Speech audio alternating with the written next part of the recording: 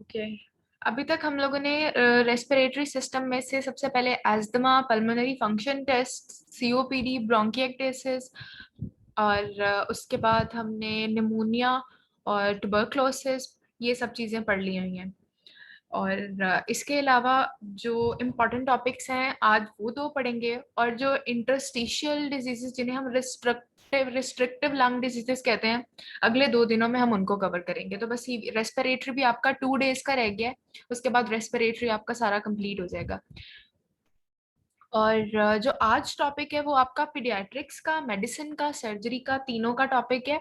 और सर्जरी में भी ट्रॉमा में क्वेश्चन आता है ये वाला, और इधर हमारे जो मेडिसिन है उसके अंदर भी, और ऑस्पी का ये मस्ट स्टेशन होता है। ऑस्पी में भी ऑलमोस्ट हर दफा ये नीमोथोरेक्स का एक ना एक स्टेशन बना होता है। तो आज हम नीमोथोरेक्स को पढ़ेंगे, उसकी टाइप्स को पढ़ेंगे, और ये एक मेडिकल इमरजेंसी है, कैसे पेशेंट प्रेजेंट करता है, एक्सरे फाइंडिंग्स क्या होती हैं, एक्सरे देख के आपको कैसे पता चलेगा ये देखेंगे। छोटा सा टॉपिक है। ये करने के फौरन बाद जो है हम पल्मोनरी एम्बोलिज्म करेंगे। ये 2 टॉपिक्स आज करने हैं, इसके बाद आपके बस रिस्ट्रिक्टिव लंग डिजीजेस के कुछ टॉपिक्स रह जाएंगे, हम वो कवर करेंगे इंशाल्लाह। Okay, just a minute.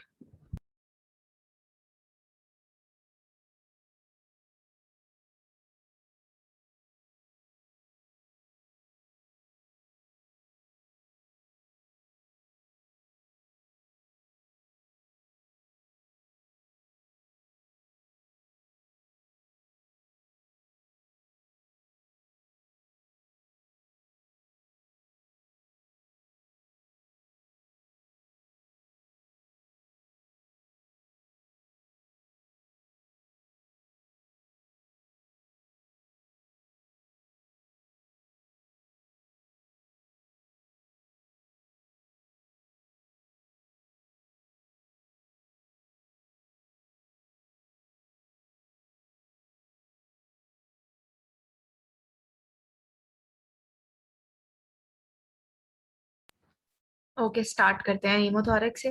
Page number है 625 डेविडसन का। जो अभी ग्रुप में शेयर हुआ है ना, वो मिनी डेविडसन है, वो कंप्लीट डेविडसन का पीडीएफ नहीं है जिसने भी शेयर किया है, क्योंकि वही सर्कुलेट होता रहा है। जो आप लोगों के पास पीडीएफ्स हैं, जो आप लोगों के पास बुक्स हैं, वो जो है कंप्लीट डेविडसन की है। क्योंकि एक डेविडसन के ही पूरे 1000 सफ़े पूरे हो जाते हैं एक ही वॉल्यूम में। वो सिर्फ 877 पेजेस का एक पीडीएफ है। जो मेरे पास पीडीएफ है ना, ये मैं शेयर कर देती हूँ, लेकिन ये मेरे से व्हाट्सएप पे शेयर नहीं होगा, टेलीग्राम पे शेयर होगा, क्योंकि थोड़ी बड़ी फाइल है और वो जाती नहीं है मोबाइल से व्हाट्सएप पे। अच्छा, व्हाट इज नीमोथोरेक्स? नीमोथोरेक्स क्या है? नीमोथोरेक्स है प्लूरा के अंदर एयर की प्रेजेंस। ठीक है। नीमोथोरेक्स is the presence of air in the pleural space. Normally जो प्लूरल कैविटी होती है वो 2 लेयर से बनी होती है। वन इज जो उसकी विजरल लेयर होती है, और अदर इज पराइटल लेयर। उनके दरम्यान एक प्लूरल कैविटी होती है, और यूजुअली उसमें less than 30 ml of fluid होता है। ठीक है। और अगर उसमें एयर की एक्यूमुलेशन हो जाए तो उसको हम नीमोथोरेक्स कहते हैं। अब एयर की एक्यूमुलेशन क्यों हो सकती है, क्या क्या कॉजेज हो सकती हैं? इट कैन अकर स्पॉन्टेनियसली, और it can occur due to any injury, trauma. ठीक है, सर्जिकल प्रोसेस में कोई इंजरी हो जाए तब हो सकता है, चेस्ट वॉल का कोई ट्रॉमा हो जाए तब हो सकता है। ठीक है। तो there is a component in your surgery portion. Surgery में एक ट्रॉमा का पोर्शन आता है, उसके अंदर ये क्वेश्चन ऐसा है, इतना मस्ट क्वेश्चन है कि ऑलमोस्ट हर ईयर आपको नीमोथोरेक्स का क्वेश्चन आया होता है। इस दफा भी हमें प्रॉफ में टेंशन नीमोथोरेक्स आया था सर्जरी के अंदर। तो एक ही जगह से ये टॉपिक अच्छे से पूरा कर लो, ताकि जब दूसरी बुक से करने लगो तो आपका बस रीड ही देना पड़े उसको वहां पे। ठीक है। तो क्या क्या हो सकता है? चेस्ट वॉल का कोई ट्रॉमा हो, ठीक है, ब्लंट ट्रॉमा, और कोई एक्सीडेंट हुआ है जिसमें चेस्ट वॉल की इंजरी हो गई है, आप कोई थोरेकॉटमी परफॉर्म कर रहे थे, लंग्स के ऊपर कोई प्रोसीजर परफॉर्म कर रहे थे, प्लूरेक्टमी परफॉर्म कर रहे थे, कोई टैप परफॉर्म कर रहे थे, इंजरी होगी प्लूरा को, तब हो सकता है एयर अंदर जा सकती है। ठीक है। और स्पॉन्टेनियसली कब होगा? जब अंडरलाइन कोई ना कोई डिजीज चल रही है। ठीक है। फॉर एग्जाम्पल पेशेंट को ट्यूबरक्लोसिस थी पहले, फॉर एग्जाम्पल पेशेंट सीओपीडी का पेशेंट था पहले। ठीक है। तो ये नीमोथोरिक्स स्पॉन्टेनियसली भी हो सकता है, किसी इंजरी और ट्रॉमा या एक्सीडेंट की वजह से भी हो सकता है। अच्छा, ये तो हो गया कि निमोथोरिक्स क्या है और क्यों होता है। 17.90 पे classification of pneumothorax is a यूक्यू, सर्जरी का भी और पीड्स का भी। इसमें क्या बताया हुआ है कि स्पॉन्टेनियस प्राइमरी और सेकेंडरी होते हैं और एक ट्रॉमेटिक होते हैं। ठीक है, प्राइमरी का मतलब है कोई लंग डिजीज नहीं थी और सडनली जो है ये कोई ब्लेब बना हुआ था, कोई बुल्ला बना हुआ था लंग के ऊपर, उसने रप्चर किया और एयर जो है वो प्लूरल कैविटी में आ गई। That is primary spontaneous pneumothorax. ठीक है, कोई प्लूरल ब्लब था, ठीक है, वो रप्चर हुआ और एयर आ गई उसके अंदर, और ये नॉर्मली प्रेजेंट हो सकते हैं। ठीक है, इसकी कोई पीछे वो नहीं है, कोई पैथोफिजियोलॉजी नहीं है। What is secondary? Secondary to any disease वो कब होगा? जब COPD, chronic obstructive pulmonary disease का पेशेंट है, ट्यूबरक्लोसिस का पेशेंट है, और कोई पल्मोनरी इंफाक्ट है, लंग कैंसर है, कोई भी लंग की पैथोलॉजी है that can lead to secondary pneumothorax. ठीक है, और लास्ट हमने ट्रोमैटिक पढ़ लिया। ट्रोमैटिक है कि हम कोई थोरेसिक सर्जरी परफॉर्म कर रहे हैं, कोई बायोप्सी परफॉर्म कर रहे हैं, और या फिर चेस्ट वॉल का ब्लंट ट्रॉमा हुआ है। ठीक है, तो या पेनिट्रेटिंग ट्रॉमा हुआ है, तो ये निमोथोरेक्स हो सकता है। इस दफा हमें सर्जरी में S1 के अंदर एक एमसीक्यू आया हुआ था, उसमें ये था कि एफएनएसी जब करते हैं, एफएनएसी क्या है? Fine needle aspiration cytology. तो उसका सबसे मोस्ट कॉमन कॉम्प्लिकेशन क्या होती है उसकी? ठीक है, तो that is नीमोथोरेक्स। Fine needle aspiration अगर आप कर रहे हो, ठीक है, तो आप प्लूरा को, fine needle aspiration cytology basically वो ब्रेस्ट का पूछना चाह रहे थे। जब आप ब्रेस्ट के किसी ट्यूमर की करते हो तो उसका क्या है, सबसे ज्यादा कॉमन है एयर चली जाती है, तो दैट इज नीमोथोरेक्स। ये हमें एमसीक्यू आया हुआ था इस दफा। अच्छा, ये चीज हो गई इसकी क्लासिफिकेशन। अब हम देखते हैं कि ये कितनी टाइप का होता है। इसी पेज पे लास्ट में यहाँ पर लिखा हुआ है वेयर द कम्युनिकेशन बिटवीन। आप लोग इसको देखो, मैं आप लोगों को इसको एक्सप्लेन करती हूँ कि ये चीज होती क्या है। तीन तरह के निमोथोरिक्स होते हैं, classification is different and types are different. Classification तो हमने कर ली ना, स्पॉन्टेनियस और ट्रोमैटिक में स्पॉन्टेनियस और फर्दर ऑफ प्राइमरी और सेकेंडरी टाइप्स। तो इसके टाइप्स होती हैं क्लोज्ड निमोथोरिक्स, ओपन निमोथोरिक्स और टेंशन निमोथोरिक्स। ठीक है, क्लोज्ड, ओपन और टेंशन निमोथोरिक्स। कोई आपसे पैथोफिजियोलॉजी नहीं पूछेगा, लेकिन आपको पता होनी चाहिए कि क्या होती है इसके अंदर। क्लोज्ड निमोथोरिक्स, सबसे पहले हम पढ़ते हैं ओपन निमोथोरिक्स क्या है। ओपन निमोथोरिक्स है चेस्ट का ट्रॉमा हुआ है, ठीक है, प्लूरा के अंदर स्पेस क्रिएट हो गई है, ठीक है, और एयर अंदर भी जा रही है और उधर से बाहर भी आ रही है। ठीक है, एयर अंदर भी जाए और बाहर भी आए, लेकिन अंदर ट्रैप भी कर रही है एयर, दैट इज ओपन निमोथोरेक्स। ठीक है, एक कम्युनिकेशन रहे अंदर और बाहर जाने में एयर के, दैट इज ओपन निमोथोरेक्स। क्लोज्ड निमोथोरेक्स क्या है? ट्रॉमा हुआ है लंग का, ठीक है, और प्लूरा में स्पेस क्रिएट हो गई है, लेकिन विद इन टाइम वो स्पेस जो है वो क्लोज हो गई है, वो जो स्पेस थी वो सील ऑफ हो गई है। ठीक है, उस स्पेस के सील ऑफ होने से क्या होगा? अब दोबारा एयर अंदर नहीं जा रही है ना एयर बाहर निकल रही है, वो वहीं पर ही है। ठीक है, दैट इज क्लोज्ड निमोथोरेक्स। ओपन क्या था? एयर अंदर भी जा रही है बाहर भी आ रही है। क्लोज्ड क्या है? अंदर भी नहीं आ रही बाहर भी नहीं जा रही, बस एक दफा जो होना था वो हो गया, उसके बाद वो एरिया सील ऑफ हो गया, दैट इज क्लोज्ड निमोथोरेक्स। ठीक है, ओपन को भी हमें हमेशा ट्रीट करना पड़ता है क्योंकि एक आपके पास स्पेस पड़ी हुई है वहां पे। क्लोज निमोथोरिक्स क्या होता है? वो एरिया सील ऑफ हो जाता है तो आपको उसकी ट्रीटमेंट की जरूरत नहीं पड़ती है, वो खुद ब खुद ही रिजॉल्व हो जाती है जितनी भी उसके अंदर थोड़ी बहुत एयर जाती है। ठीक है, ये तो हो गया ओपन निमोथोरिक्स और क्लोज निमोथोरिक्स। ओपन के अंदर याद रखना कि एक स्पेस क्रिएट हुई हुई है, एक टू वे वेल्व क्रिएट हुआ हुआ है जिसमें एयर जा भी रही है और एयर बाहर भी एक्सपायर भी हो रही है, that is open pneumothorax. Now what is tension pneumothorax? Tension pneumothorax ये है, एक स्पेस बन गई है लेकिन वो जो टू वे वेल्व था वो वन वे वेल्व में कन्वर्ट हो गया है। इसका क्या मतलब है? कि एयर सिर्फ अब अंदर जाएगी और ट्रैप होती जाएगी, लेकिन उसको बाहर निकलने का रास्ता नहीं मिलेगा। ठीक है, दैट इज टेंशन निमोथोरिक्स।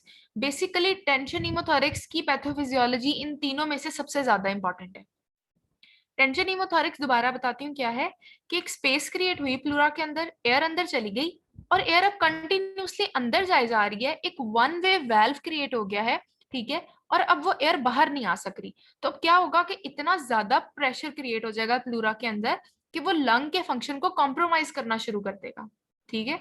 तो सबसे ज्यादा जो इमरजेंसी और फेटल कंडीशन है, डेडली कंडीशन है, लाइफ थ्रेटनिंग कंडीशन है, दैट इज टेंशन नीमोथोरैक्स।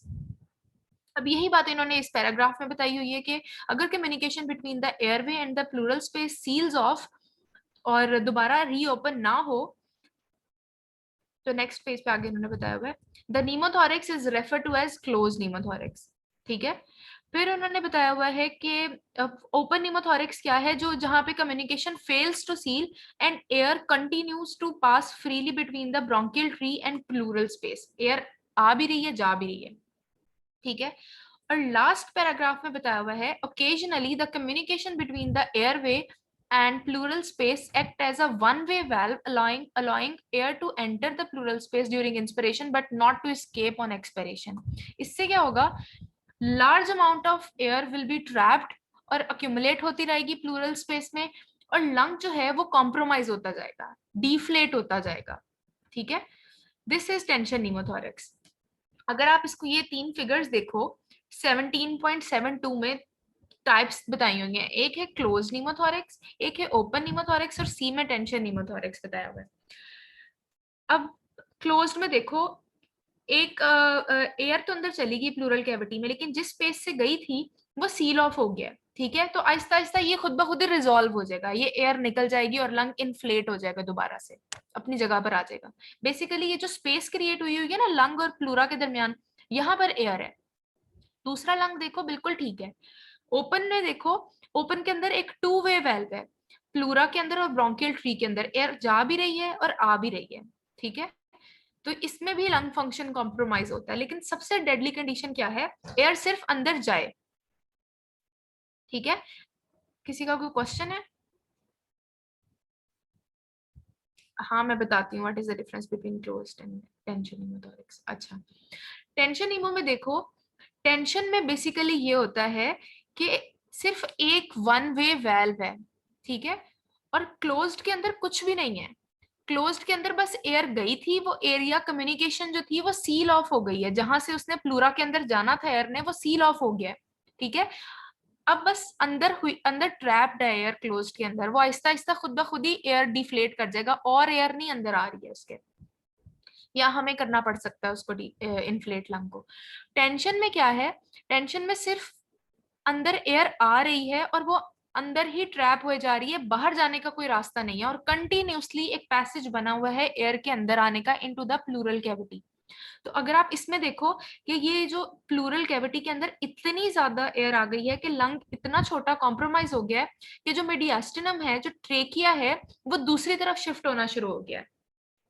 और अगर आपको याद हो, हमने ट्रेकिया की डेविएशन की दो कॉजेस पढ़ी थी, उसमें से एक कॉज थी ये टेंशन नीमोथोरैक्स।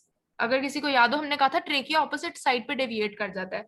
तो अब ये चीज सेंस बना रही होगी कि इतनी ज्यादा एयर के ट्रैप होने से एक तो लंग अपना कॉम्प्रोमाइज हो गया और वो दूसरी तरफ उसको पुश करना शुरू कर देता है टुवर्ड्स द ऑपोजिट साइड। लेकिन क्लोज्ड में क्या है, क्लोज्ड में कहीं से भी अब एयर नहीं आ रही, वो एरिया सील ऑफ हो गया है, वो जितनी एयर आनी थी वो आ गई है, उसमें इतना लंग फंक्शन जो है वो कॉम्प्रोमाइज नहीं होता जितना टेंशन में होता है। ये तीनों टाइप्स क्लियर है सबको?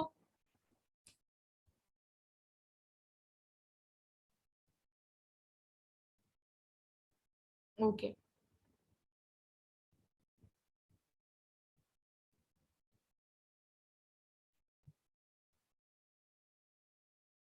अब होगा क्या, सिम्टम्स क्या आएंगे, क्लिनिकल फीचर्स क्या आते हैं इसके, फिर हम उसके बाद इसके एक्सरे को देखते हैं।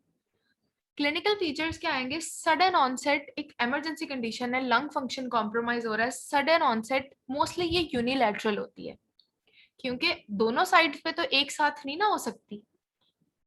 दोनों साइड पे अगर एक साथ होगी, दैट इज वेरी रेयर कि दोनों साइडों पे एक साथ, हाँ अगर ब्लंट ट्रॉमा ने दोनों प्लूरा को, दोनों साइड के प्लूरा को डैमेज किया तो मे भी बायलैटरल हो सकती है, लेकिन इसका डायग्नोस्टिक पॉइंट ये है sudden onset unilateral pleuritic chest pen.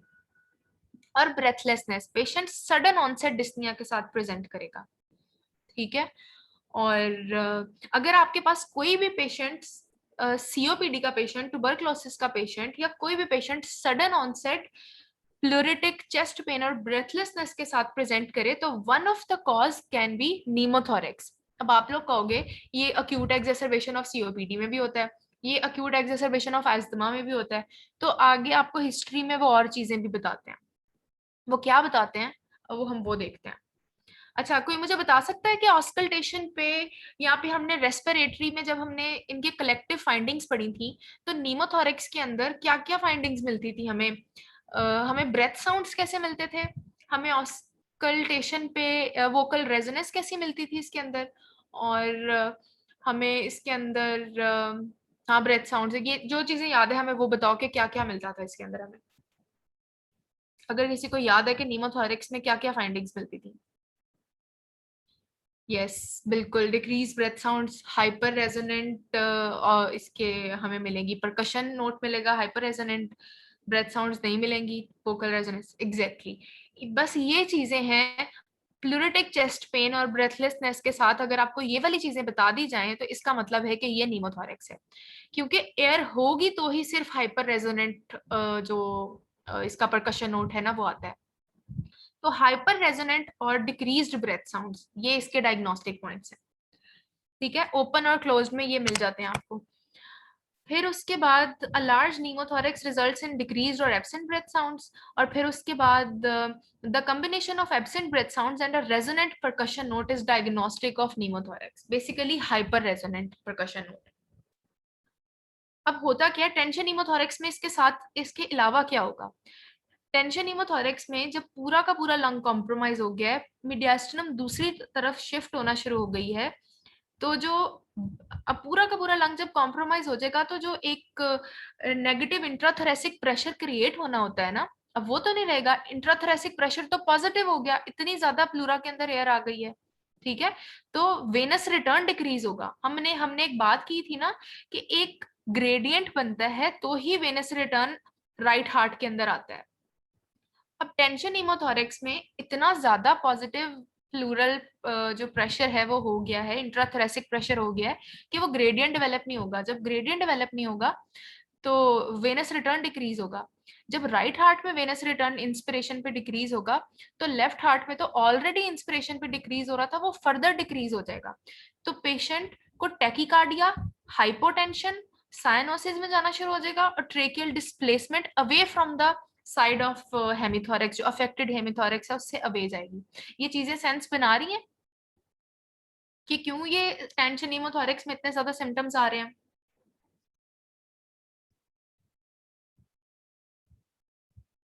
बस आपने ग्रेडियंट वाली बात याद रखनी है, और इसमें भी पल्सस पैराडॉक्सिकस मिलेगी, क्योंकि वेनस रिटर्न डिक्रीज हो गया इसके अंदर हार्ट का।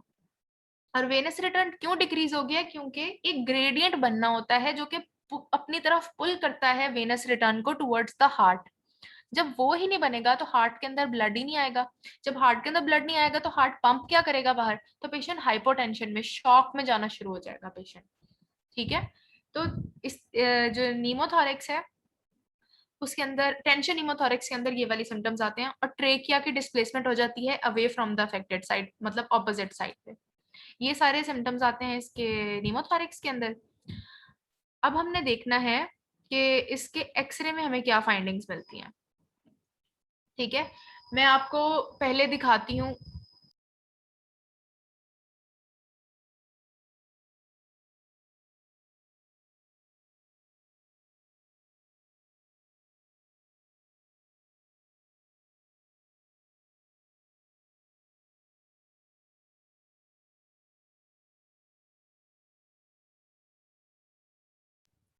ये सबको विजिबल है?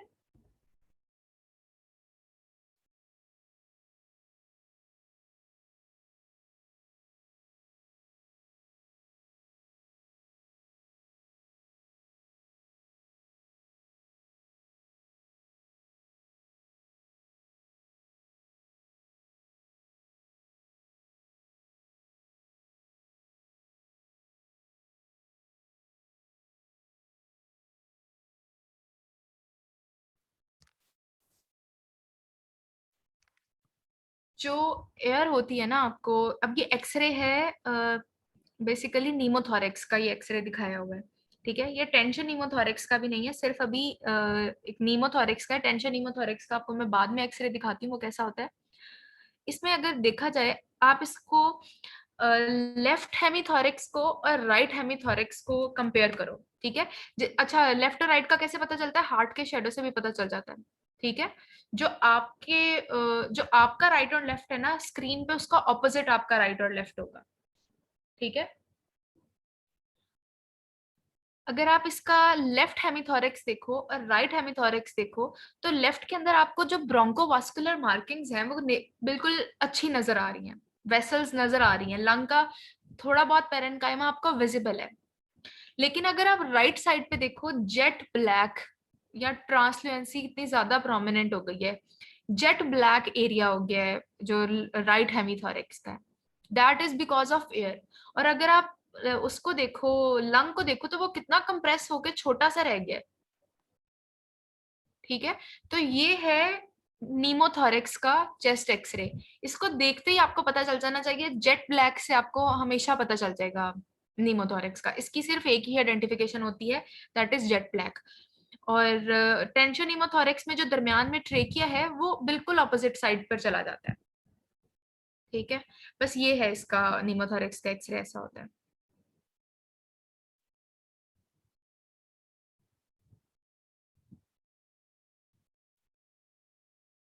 और चेस्ट एक्सरे आपने सबसे पहले पेशेंट का कराना है, इट विल शो। किसी का कोई क्वेश्चन है? ठीक है। अच्छा, चेस्ट एक्सरे पे आपको जेट ब्लैक एरिया, कोई लंग की मार्किंग्स नहीं मिलेंगी बिटवीन द चेस्ट वॉल, और कंप्लीट ट्रांसल्यूसेंसी होगी, और डीफ्लेटेड लंग्स के डिफाइंड एजेस मिलेंगे आपको। मतलब आपको पता चल रहा होगा कि यस दिस इज, ये अब इतना सा लंग रह गया और इतना डिफ्लेट हुआ हुआ है, और बाकी सारा एरिया जो होगा वो जेट ब्लैक होगा। अच्छा, एक्सरे करवाने के बाद एक्सरे पे आपसे डायग्नोसिस हो जाएगा। और अगर आपसे कोई पूछे कि नीमोथोरेक्स का डायग्नोसिस क्लिनिकली करना है या फिर आपने उसके लिए इन्वेस्टिगेशंस करानी है, तो हमेशा आपने नीमोथोरेक्स का डायग्नोसिस क्लिनिकली करना होता है। और क्लिनिकली कैसे? जो अभी आपने मुझे फीचर्स बताया ना सबने, डिक्रीज ब्रेथ साउंड्स, और उसके बाद आपने बताया मुझे हाइपर रेजोनेंट नोट है, इस पे आपने पेशेंट को डायग्नोस कर लेना है, ठीक है। अब आपके पास ट्रीटमेंट क्या है, इसकी मैनेजमेंट क्या है? इसके लिए और आपको इन्वेस्टिगेशंस की जरूरत नहीं है। सीटी लिखा हुआ है, लेकिन जब आपसे बिल्कुल भी डायग्नोज ना हो रहा हो, क्लिनिकल फीचर्स भी ना मिल रहे हो, और समटाइम्स इंसिडेंटली डायग्नोज हो जाए सीटी के ऊपर एक छोटा सा नीमोथोरेक्स है, तो सीटी की जरूरत पड़ सकती है, वरना नहीं पड़ती। अच्छा, अब करना क्या होता है? सबसे पहले नीडल एस्पिरेशन। नीडल एस्पिरेशन का क्या मतलब है कि आपने एयर, और लिटरली ये मेरे से वाइवा में पूछा गया था कि जब आपने नीमोथोरेक्स की नीडल एस्पिरेशन करनी होती है, नीडल एस्पिरेशन क्या है मतलब, एक वाइड बोर नीडल पकड़नी है आपने, ठीक है। वाइड बोर नीडल पकड़ के आपने उसको प्लूरा तक लेकर जाना है, उसको पंक्चर करना है, और आपको एयर की साउंड आएगी बाहर। और उन्होंने मेरे से सवाल ये किया था, वो कैसी साउंड होती है जो नीमोथोरिक्स को पंक्चर, जो एयर निकलने की साउंड होती है। तो मैं थोड़ा सा मॉडेस्ट होके हिसिंग साउंड कही जा रही थी उनको, और वो मेरे से जो कुकर की सीटी होती है ना, बिल्कुल वैसी साउंड आती है, और वो ये सुनना चाह रहे थे। और क्लिनिकली प्रोफेसर ये सुनना भी चाह रहे होते हैं वर्ड आपसे, जो कुकर की सीटी होती है ना, बिल्कुल आपको वैसी आवाज आएगी जब आप एयर को प्लूरा को पंक्चर करोगे, और एयर के बाहर आने की जो साउंड होगी। तो सबसे पहले आपने नीडल एस्पिरेशन करनी है। ये फिर पूछा जाता है कहाँ करनी है नीडल एस्पिरेशन, तो आपने सेकेंड इंटरकोस्टल स्पेस में करनी होती है, इन द मिड क्लेविकुलर लाइन। ये लिख लो आप। सबसे पहला ऑप्शन है इमीडिएट। और एमसीक्यू भी ये आता है कि नीमोथोरेक्स का पेशेंट आ गया है, इमीडिएट मैनेजमेंट क्या करनी है? There is an immediate management and there is a definitive management also. तो immediate management is second intercostal space में, जिस भी साइड का है, सेकेंड इंटरकोस्टल स्पेस में नीडल एस्पिरेशन करनी है या नीडल डीकम्प्रेशन करनी है, और in the mid clavicular line,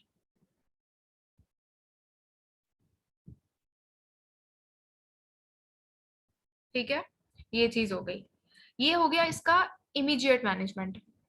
अब ये तो कर लिया आपने। अब आपने पेशेंट का एक्सरे कराया, अब आपको कंफर्म हो गया कि हाँ पेशेंट को, फिर आपने और भी चीजें देखनी होती है ना एक्सरे के अंदर में भी पेशेंट पल्मोनरी एम्बोलिज्म का हो, लेकिन आपने सबसे पहले अपने सस्पिशन को एक्सक्लूड करने के लिए नीडल एस्पिरेशन करनी है पेशेंट की। डेफिनेटिव मैनेजमेंट क्या होती है न्यूमोथोरैक्स की?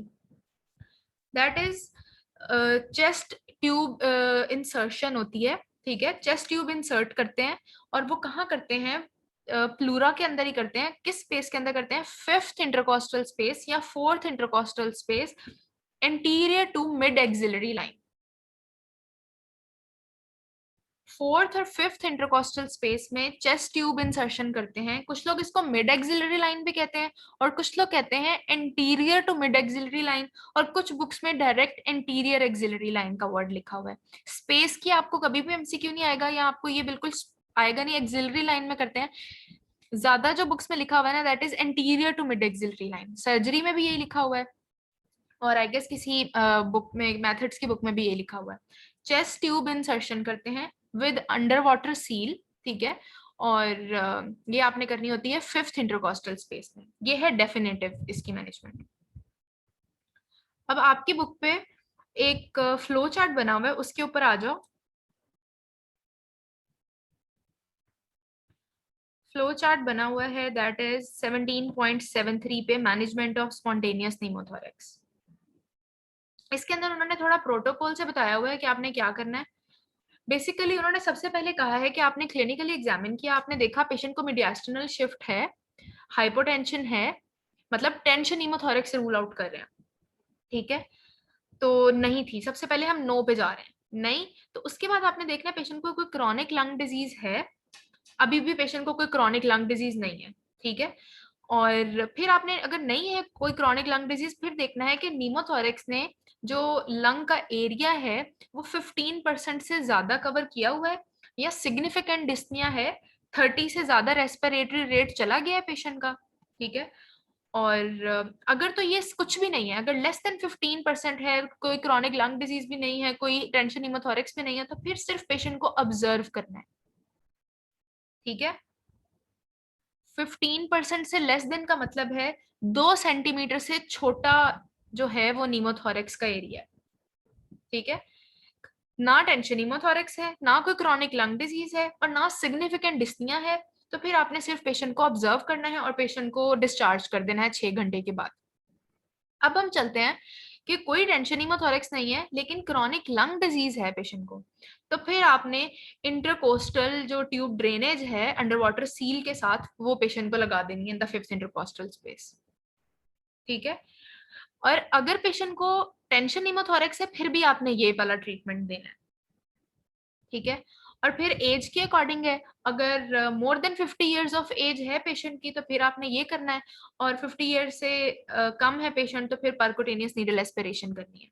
और नीडल एस्पिरेशन पे अगर 2.5 लीटर से ज्यादा एयर एस्पिरेट हो गई है तो फिर आपने इंटरकोस्टल ड्रेनेज करनी है। अच्छा, अब आप लोग कहोगे कि आपने तो ये कहा था कि सबसे पहले नीडल एस्पिरेशन करनी है, तो यस, सबसे पहले आपने नीडल एस्पिरेशन करनी है। ये मेन टॉपिक है आपका सर्जरी का, और हम बेले को ही फॉलो करेंगे इसके अंदर, जो बेले की इंडिकेशंस हैं। तो आपको मेडिसिन के अंदर कोई एससीक्यू आ जाता है ना, तो आप इस वाले फ्लो चार्ट को फॉलो कर सकते हो। लेकिन अगर आपको मेडिसिन के अंदर भी कोई एमसीक्यू आ गया है इमीडिएट मैनेजमेंट का, तो आपने नीडल एस्पिरेशन ही करनी है। और अगर आपको डेफिनेटिव मैनेजमेंट का आ गया तो that is intercostal tube drainage. ये याद रखना है, ये मैंने आपकी लर्निंग के लिए आपको बताया। ओके, ये इसकी मैनेजमेंट होगी नीमोथोरैक्स की। उसके बाद नीमोथोरैक्स में सिर्फ एक एमसीक्यू पॉइंट रहता है जो हमें लास्ट टाइम आया था, दैट इज पेशेंट को अगर रिकरेंट स्पॉन्टेनियस नीमोथोरैक्स है तो उसका ट्रीटमेंट क्या है, ठीक है। 1 मिनट, 1 मिनट वेट करना।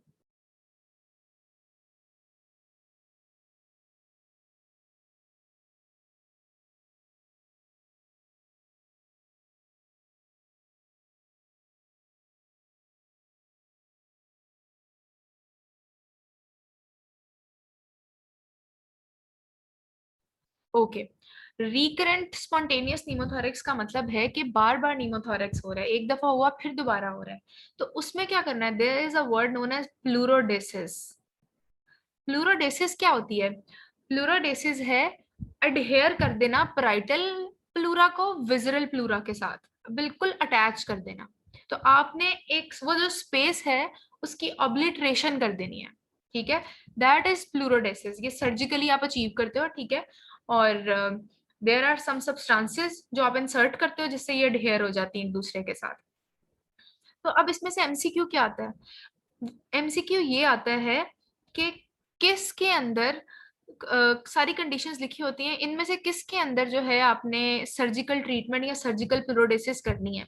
तो surgical pleurodesis is recommended in all patients following a second pneumothorax, ठीक है। किसी को भी अगर सेकंड नीमोथोरेक्स का अटैक हुआ है उसके अंदर करनी है, और should be considered as following the first episode of secondary pneumothorax. अब ये दो चीजें बहुत डिफरेंट है, हेल डिफरेंट है। एक में है पहले को एक बंदे को नीमोथोरेक्स हुआ है, उसके बाद दूसरा अटैक भी नीमोथोरेक्स का हो गया, उसके अंदर तो रिकमेंड है कि आपने सर्जिकल प्लूरोडेसिस करनी है। और आगे लिखा है इट शुड बी कंसीडर्ड, मतलब कंसीडर किया जाना चाहिए लेकिन रिकमेंडेड नहीं है, ठीक है। ये वर्ड्स बहुत ज्यादा इंपॉर्टेंट है।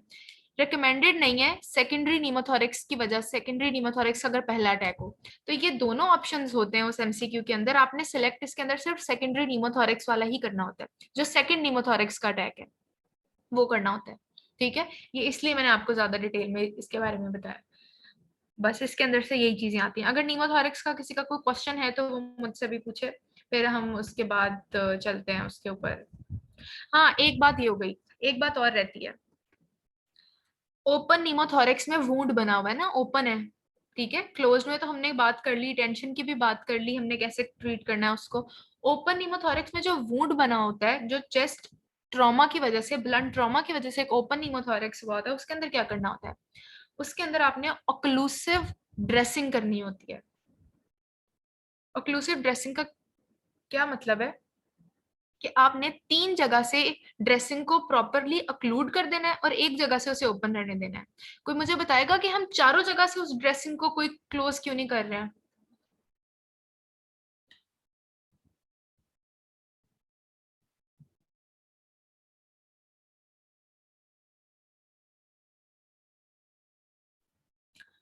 अच्छा मैं बता देती हूँ कि आपने ऑक्लूसिव ड्रेसिंग करनी होती है, क्योंकि अगर आप उसको पूरा का पूरा क्लोज कर दोगे तो जो ऑलरेडी ओपन नीमोथोरेक्स के अंदर एयर जा रही थी वो, अच्छा किसी ने बता दिया, यस एग्जैक्टली हाँ, आप उसको फर्दर स्वेयर कंडीशन में कन्वर्ट कर दोगे।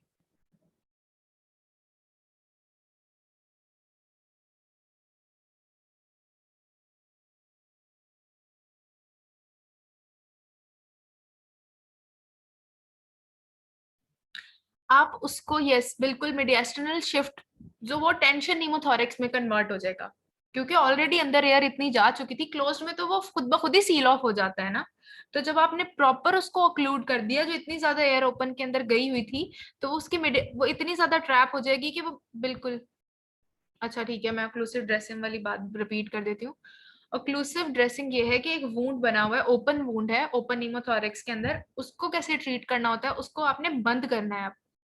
ऑक्लूसिव ड्रेसिंग करते हैं उसके लिए, ऑक्लूसिव ड्रेसिंग तीन एरियाज में ऑक्लूड करते हैं उस स्पेस को और एक एरिया से ओपन रहने देते हैं उसको। अगर आप उसको प्रॉपरली पूरा का पूरा क्लोज कर दोगे, ठीक है, सारा एरिया से क्लोज कर दोगे, तो जो ओपन के अंदर इतना बड़ा वूंड था जिसकी वजह से एयर इतनी ज्यादा ट्रैप हुई हुई थी प्लूरा के अंदर, प्लूरल कैविटी के अंदर, it will convert into a tension pneumothorax. वो लंग को दूसरी तरफ, मीडियस्टिनम को दूसरी तरफ शिफ्ट करना शुरू कर देगी।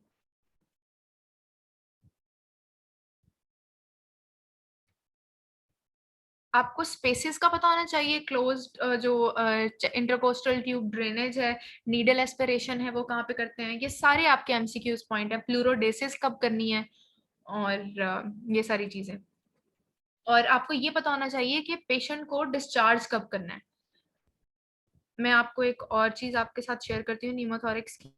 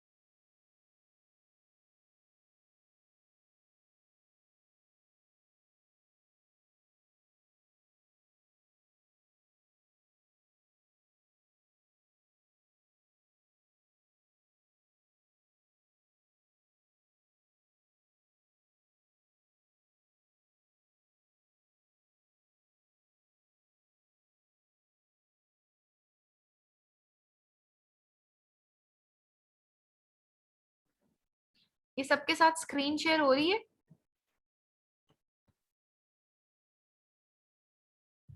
अच्छा,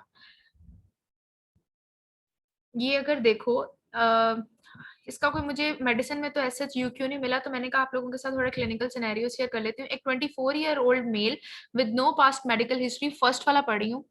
With no past medical history, presents to emergency department with pleuritic chest pain. There is no history of productive cough and he is not short of breath. Chest X-ray shows a right-sided pneumothorax with a 1 centimeter rim of air and no mediastinal shift. What is the appropriate management? तो हमने ये पढ़ा था कि जब भी 2 centimetre से छोटा होगा ना नीमोथोरेक्स, देखो उसको ना मीडियस्टिनल शिफ्ट है, कोई उसको पास्ट मेडिकल हिस्ट्री भी नहीं है, तो आपने इसको डिस्चार्ज कर देना है। यस, उसको बस ऑब्जर्व करना है, बिल्कुल एग्जैक्टली। अगला देखो, अ 30-year-old female with the past history of asthma presents to the emergency department with shortness of breath. Chest X-ray showed a right-sided pneumothorax with a 1.5 centimeter rim of air and no mediastinal shift. What is the most appropriate management? तो सबसे पहले आपने aspiration ही करनी है उसकी, ठीक है। ये है भी 2.5 सेंटीमीटर से 2 सेंटीमीटर से छोटा, लेकिन हम क्यों इसकी करें? क्योंकि पेशेंट की पहली हिस्ट्री है पुरानी अस्थमा की, ठीक है। तो आपने इस पेशेंट की एस्पिरेशन करनी है। यस एग्जैक्टली, बिल्कुल। अगला देखो, अ 19-year-old with no past medical history presents to emergency department with interior chest pain and shortness of breath. Blood pressure is normal, his pulse is normal, the chest x-ray is reported to showing a 50% pneumothorax with no midline shift. What is the most appropriate management, ठीक है। तो सबसे पहले इसके अंदर भी आपने aspiration करनी है, क्योंकि पेशेंट को टेंशन न्यूमोथोरैक्स नहीं डेवलप हुआ, ठीक है। और नेक्स्ट वन शो हो रहा है इधर।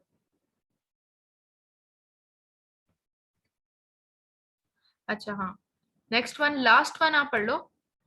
A 60-year-old female with the history of COPD presents to the emergency department with shortness of breath.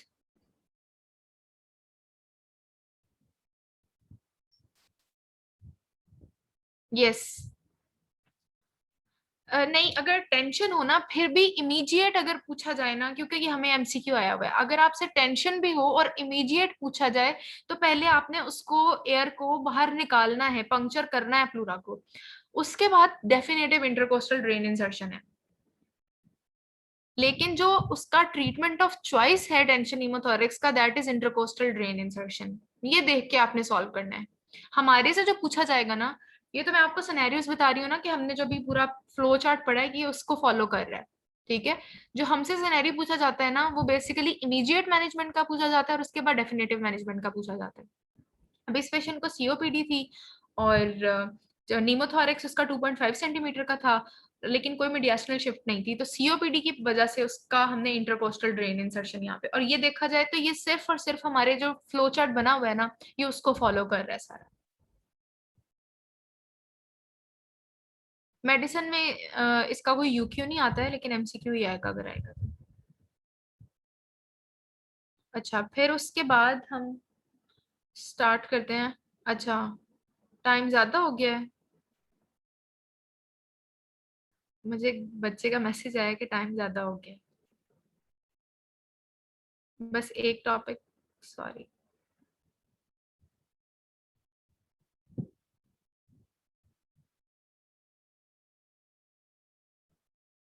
Okay, pulmonary embolism बस देखना है, वो यूक्यू नहीं है आपका।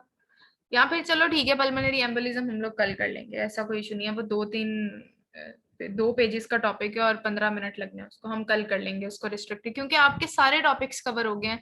जो चीज आपकी रह गई है ना, वो सिर्फ रिस्ट्रिक्टिव लंग डिजीज है, जिसके ऊपर कभी कोई क्वेश्चन नहीं आया है, और वो इतना इंपॉर्टेंट भी नहीं है।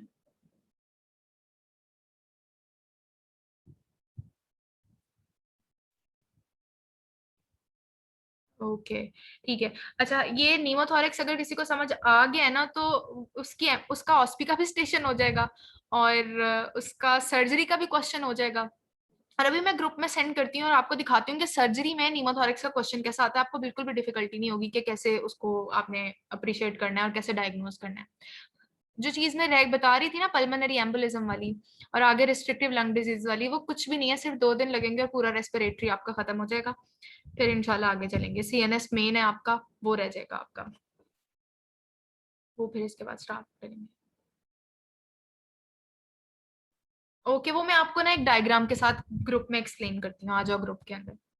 यहाँ से खत्म करते हैं लेक्चर। मैं इसलिए छोटा रख रही हूँ क्योंकि आप लोग कॉलेज भी जाते हो, और कुछ लोग तो कह रहे थे कि उनका 10 बजे तक तो बोर्ड क्लास ही हो रही होती है, और दैट इज इनसेन।